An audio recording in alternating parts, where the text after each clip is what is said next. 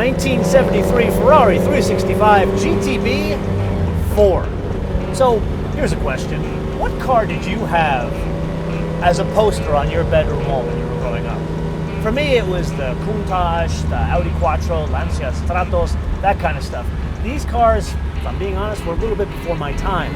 But when I started going to classic car shows, man, did I start to develop an appreciation for these things.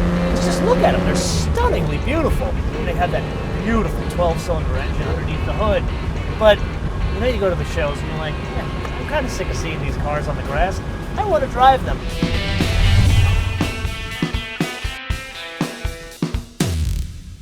So you start thinking, how would this car drive? What would it be like to experience this?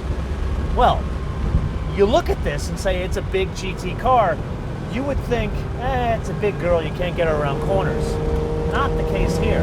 This thing, once you get used to her, you can throw her around a little bit. She's a big girl, but you can definitely throw her around. I mean, granted, this is non-power steering, but once you spend some time really understanding what you got here, it's an amazing car to drive.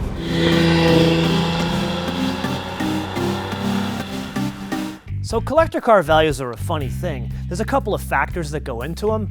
Things like, was it a particularly rare car when it was new? Or was there something unique about the car? Or was it beautiful? And last but not least, there's that all-important racing pedigree.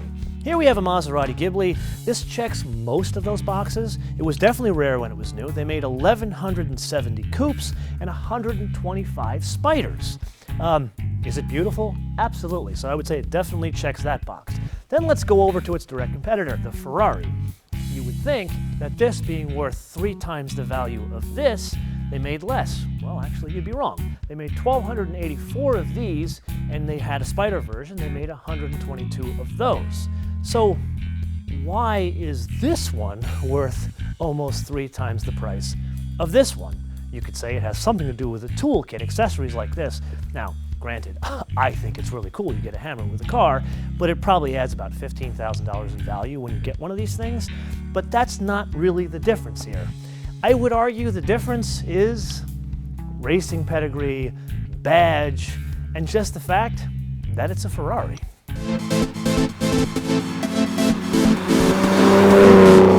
So an interesting tidbit of history with this car.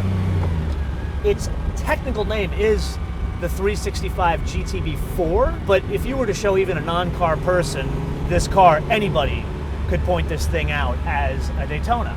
And the reason why it's called Daytona is not because Ferrari all of a sudden decided to retire to Florida. It's because of their 1-2-3 finish in the 24 hours of Daytona.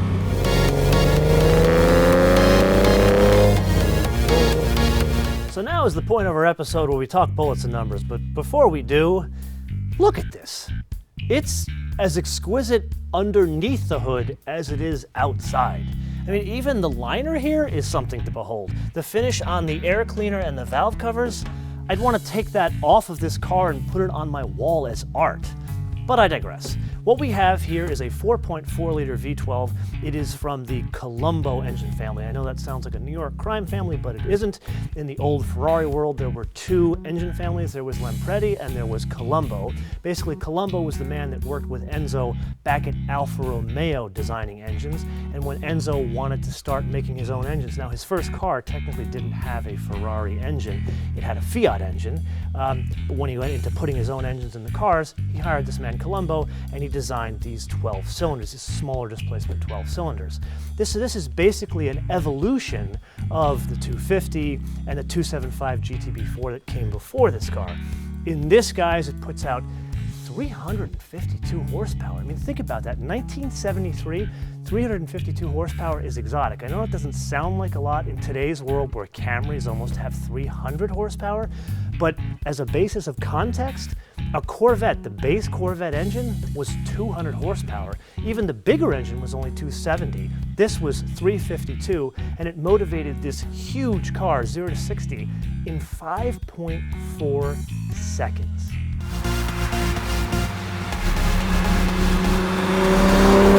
I gotta tell you, man, there is no sound finer than a Ferrari 12-cylinder. Just listen to that.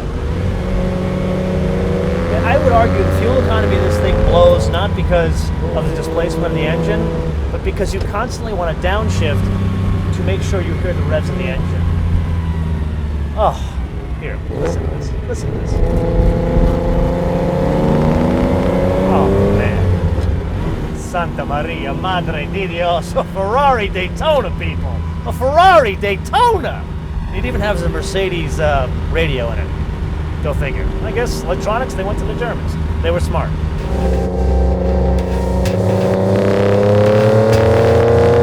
So I will admit, it is an unusually rare treat to have this kind of hardware sitting next to each other, but it gives you the opportunity to really stop, step back, and look at design themes from different decades. Like, take a look at the Ghibli. The Ghibli, it's got these very sharp angles on it. To me, that says early 70s. Now, most, at least in my eyes, most 70s designs don't really stand the test of time.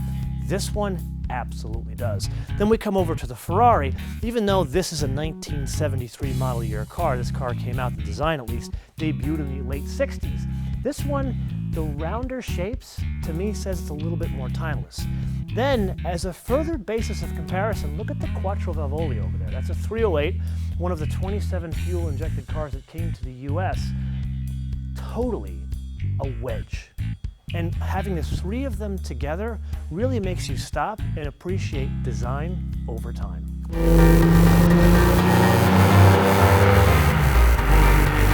So, you know, there's an interesting statement people make. Oh, with the sound of the engine, you don't need a stinking radio.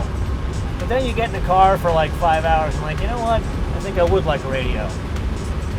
What do you guys think? Let me know in the comments below, or let us know via our social networks. MotoManTV, all one word. MotoManTV, all one word. Facebook, Twitter, and Instagram. And don't just tell me what you'd want, but why you would want a radio in this car. You know, a funny thing about classic cars, we all, those of us that are into classic cars, get so excited about them, talk about the pageantry and the beauty, the design, what they meant for history, well, all that kind of stuff. But there's very few of them you'd actually want to go on a long distance drive in. And I could probably count those on one hand. Like a Mercedes 300 SL, a Mercedes 6.3. Actually, I'm talking about a lot of Mercedes, but you know how I go on with you guys about Lotus. I wouldn't want to do a long distance drive in like an Esprit or anything like that. But this, I would totally do a long distance, even with this very small headroom. I would totally do a long distance drive with this thing. It would cost a fortune in fuel, but like the drive from LA to San Francisco, I think up the coast, have your best girl with you, you could not have a better experience in life. This is just, I don't want to say it's perfect. It's not perfect. It has no headroom. This doesn't close the right way. The radio, you know, you can't hear. But it's more than that it's a Ferrari. It is just an amazing historical GT car. Like, if you were to look in the dictionary, not that there is a dictionary anymore, if you were to look at Wikipedia and type in classic GT sports car from Europe, you would see a picture of this car. It's really that simple. So here's the script. Click here to subscribe. Click here to watch one of our 350 other episodes. And most importantly, share us with your friends. You're only wasting half your life on Facebook, Twitter, and Instagram. MotoManTV, all one word. I don't care who you share us with. Share us with your enemies. Just give the gift of MotoMan.